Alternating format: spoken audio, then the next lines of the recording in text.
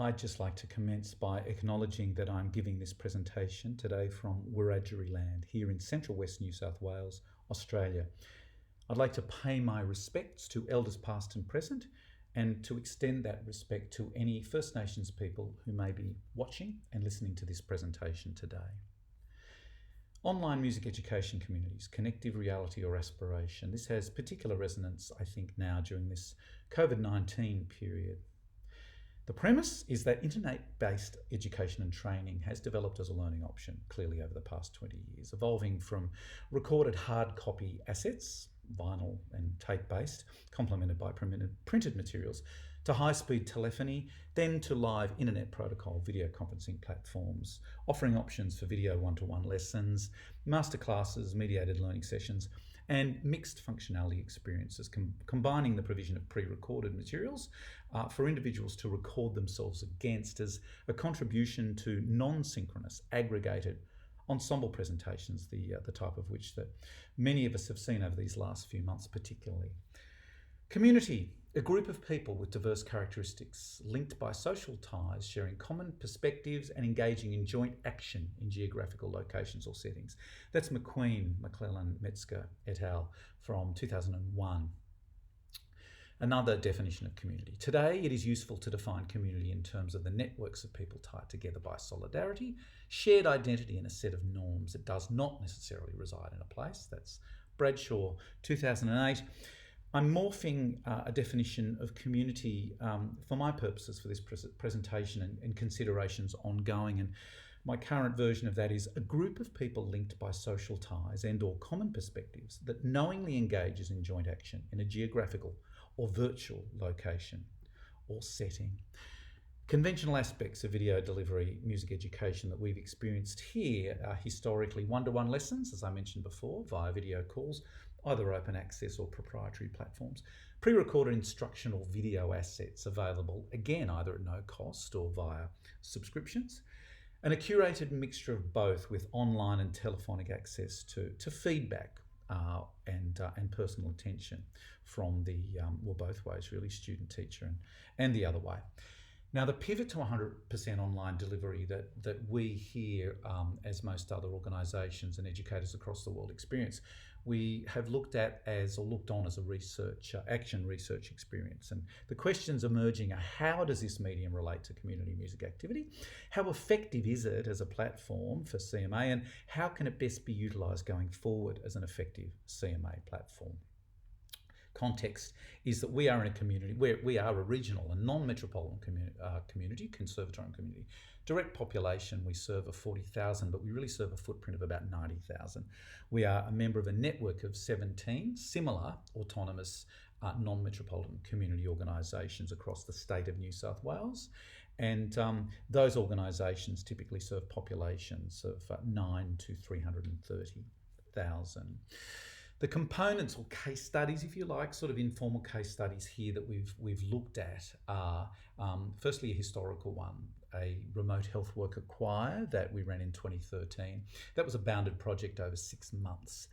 Public choir is an ongoing event that we run here, previously face-to-face in a pub, in a hotel, but we pivoted a few months ago, of course, and that structure now is working quite well. The early childhood music, previously just face-to-face classes, again pivoted to a fortnightly workshop experience with some interaction from the preschoolers, families or isolated childcare centres. Amateur chamber choir, very much a heritage model, face-to-face rehearsal, now pivoted to a different experience that is running currently online, working quite well. Cohort of string students, as in a large-ish studio of very conventional, traditional Western string pedagogy. An adult amateur symphonic choir, again pivoted structure, not functioning particularly well because of the vast change to a different sort of learning experience from the previous focus of synchronous joint singing.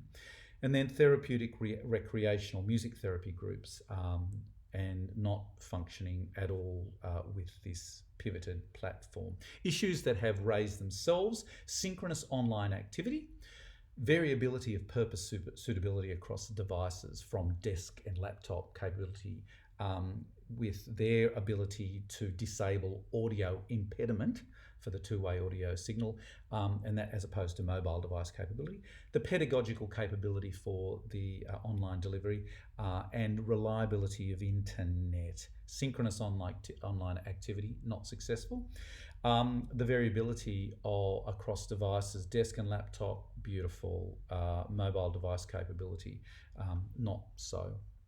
Pedagogical capability for the platform is totally developable in a professional development sort of process, and with that lens, reliability of the internet is a real problem here.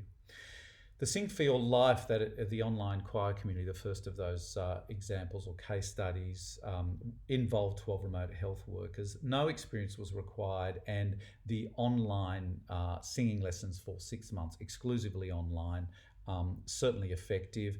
The only face-to-face activity was at the end of the 6 months, with 3 rehearsals and a performance at their peak body conference. Members of the choir were linked as a community by industry and membership of Peak Body. 6 of the 12 participants did have coincidental pre-existing social connections, and that included 1 married couple. And drawn from across Australia, from Eastern Australia, from the top to the bottom, and also Central Australia, as you can see from that map. Public Choir, the second of those case studies, is an ongoing program serving an established cohesive learning community of 60 to 80, and now extending the reach to another 1,000 plus individuals.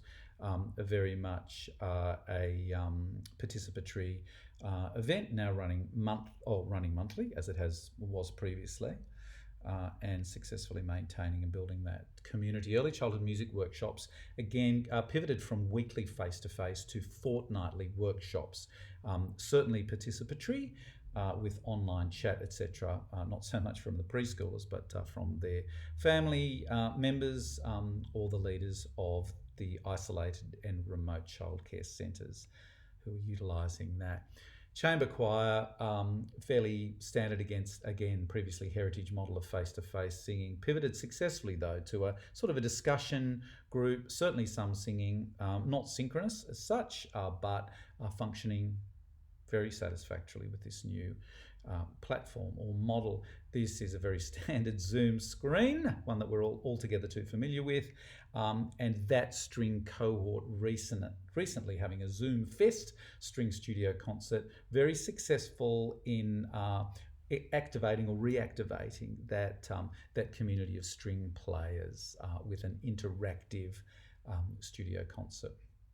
The culminative project from all of these observations to promote and facilitate inclusive community connection through what will be an enduring mixed delivery model as we get through this pandemic will be a resilience choir, an inclusive community music project for frontline community workers in rural and remote areas across the country.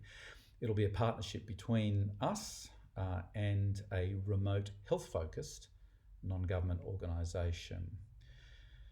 The rationale is, of course, unprecedented levels of disasters in this part of the world, drought, then bushfire, and then, of course, as we've all experienced, COVID-19. Social and emotional impacts in rural and remote communities are only beginning to be understood. Some of the factors there under the why, including the tyranny of distance, equaling a lack of support networks to underpin the remote communities and the frontline workers, their resilience and that of their communities. Obviously, the importance of prioritising self-care and strategies to achieve resilience in this cohort has been acknowledged as being never more pressing. Group singing will be the vehicle, led by expert facilitators with clear mission, confidence and competence, and utilising video conferencing technology to connect and enable community frontline workers in rural and remote locations across Australia. And it will be accessible and an equitable approach to having one's own and one's community voices heard and valued.